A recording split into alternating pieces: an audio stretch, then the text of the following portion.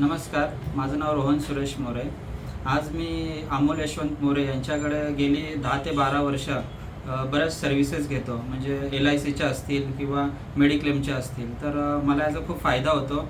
माझ्या या बिझी शेड्यूलमध्ये माझा पेट्रोल पंप आहे, तर या बिझी शेड्यूलमध्ये मला बऱ्याचशा गोष्टी लक्षात नाही राहत। या LICच्या असू दे, मेडिक्लेमच्या असू दे, पण अमोल यशवंत मोरे यांच्याकडनं मला वेळच्या वेळी ऑफिसमधनं फोन येतो। ते रिमाइंड देत असतात की तुमची पॉलिसी कधी एक्सपायर होते, त्याचा EMI कधी भरायचा।